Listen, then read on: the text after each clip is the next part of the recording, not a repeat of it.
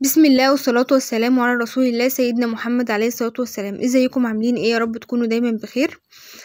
فيديو بقى النهاردة روتين شتوي كده من العيار التقيل. هنبدأ كده وداعا بقى للكسل بقى والبطانية واللحاف والسرير، نقوم كده ونبدأ نفتح الشقة مع بعض. طبعا بقى احنا عايزين نقفل الشقة كده عشان تفضل دافية، ولكن لازم ان هي تتهوى عشان الميكروبات بقى والبرد بتاع طول الشتاء، وعلى طول بنتعرض لبرد على طول والأطفال، ولازم تجديد هوا الشقة. فعشان كده لازم نقوم ونفتح الشقة ونجدد الهوا اللي فيها. فهبدأ كده معاكم ان شاء الله ان انا هبدأ افتح معاكم الشقة كلها. هبدأ طبعا بأوضة النوم هفتحها، وأوضة الأطفال والأنتريه والحمام وكده. هبدأ أفتح الشقة كلها معاكم، وبعد كده هبدأ بقى في روتين الأوضة وتنظيفها. طبعا التنظيف الشتوي بيختلف طبعا عن التنظيف الصيفي بكتير، لأن التنظيف الصيفي معروف عنه بننضف كده على السريع، وبيبقى الملاية وبنظبطها وبنمسح التراب، والأرضية بتتكنس وتتمسح، ونهوي الدنيا كده، والمراوح شغالة والجو طراوة. اما طبعا الشتا بقى لحاف وبطانية وتطبيق بقى وما ادراكم ما التطبيق وبنكنس والسجاد وشغل يعني ايه عالي يعني. فهبدأ كده مع بعض كده ننشط بعض كده، ونقوم كده ونسمي الله ونصلي على الرسول صلى الله عليه وسلم. دي هنا كده أوضة الأطفال بدأت ان انا افتحها، وافتح معاكم الانتريه والحمام زي ما انا قلت والمطبخ وكده، ونبدأ نفتح الشقة كلها، ونبدأ كده واحدة واحدة مع بعض، وهبدأ اشرح لكم انا عملت ايه في الفيديو.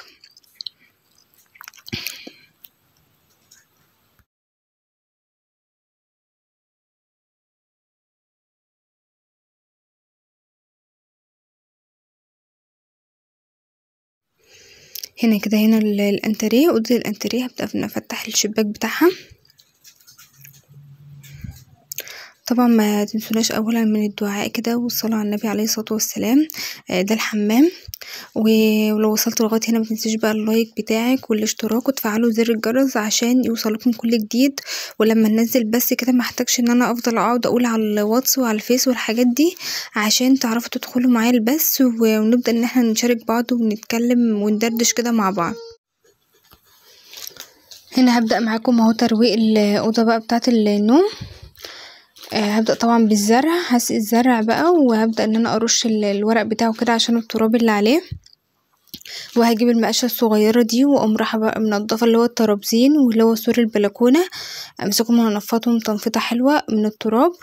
وابدأ ان انا برضو اللي هو الباب البلكونة اعمله من جوه كده من بره ومن الترابزين، ابدا ان انا برضو انفضه كويس من التراب، وابدا اقفل بقى الترابزين، وابدا بقى ان احنا نروق الاوضه كده ونهويها. ماشي تمام. انا كده اهو بعمل الورق.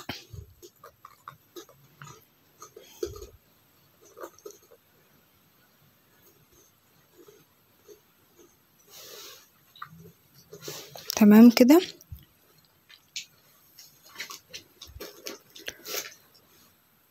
خلصته كده، وهبدأ اعمل اللي هو البلكونة، انفضها كويس من التراب، واعمل باب البلكونة زي ما انا قلت لكم، ونبدأ بقى في الأوضة.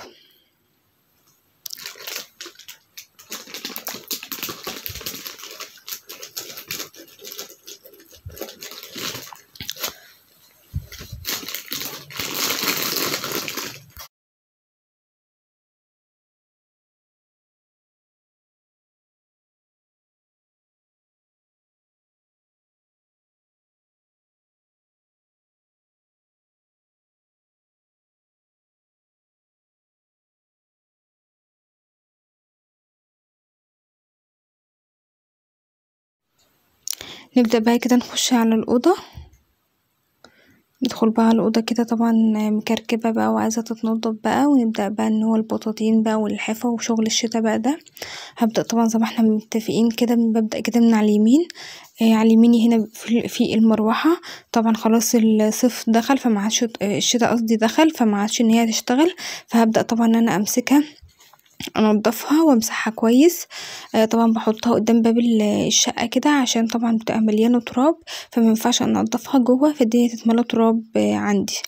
فبنضف هنا، وبعد كده لما بخلص بقوم رايحه كنسه مكانها وخلاص كده مفيش حاجه حصلت، عشان ايه يعني ما تتعبناش يعني. ماشي. بجيب بقى المقشه اللي هي الصغننه دي بتاعت اللي هي الجاروف، وبمسك ان انا امسكها انفضها كلها من التراب، وبعد كده برجع اخد حته وارجع ان انا ايه امسحها. ماشي.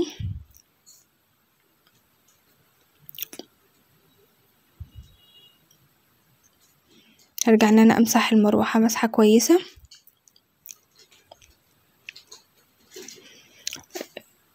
اهو جبت حته ومسحتها بيها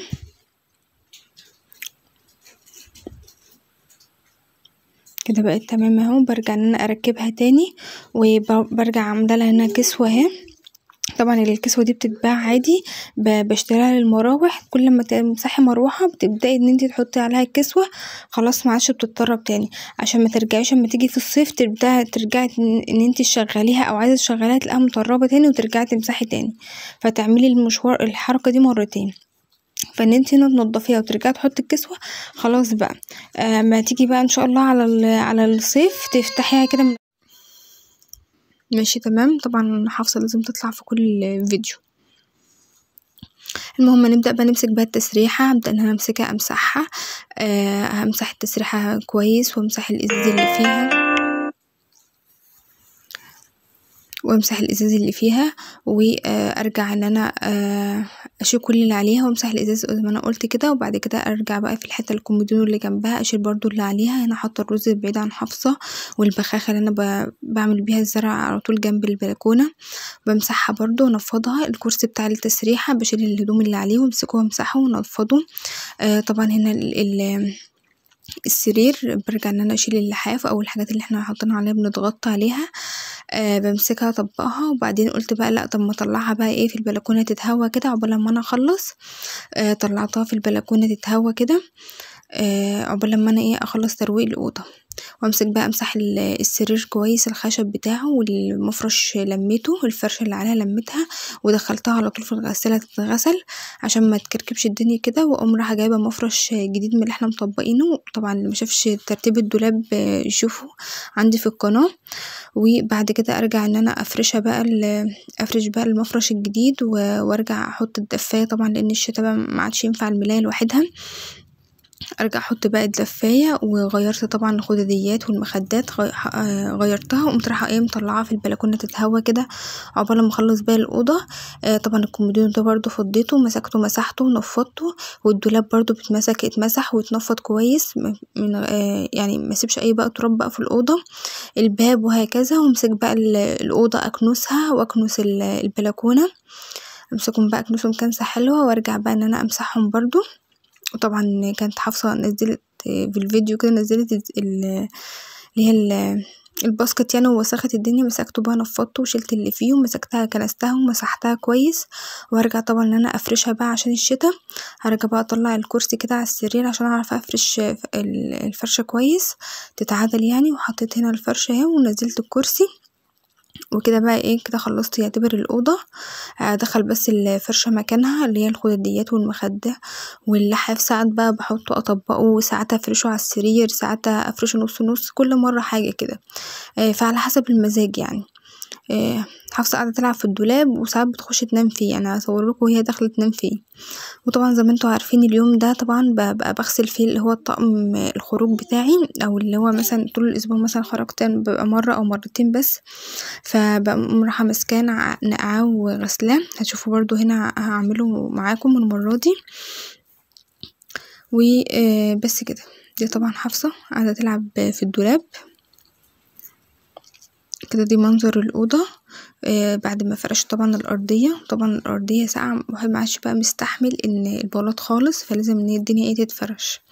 وهنا بقى دخلت الخداديات والمخدة زي ما انا قلت لكم، وفرشت كده اللحاف كده ايه دفي السرير قبل ايه ما نقعد عليه.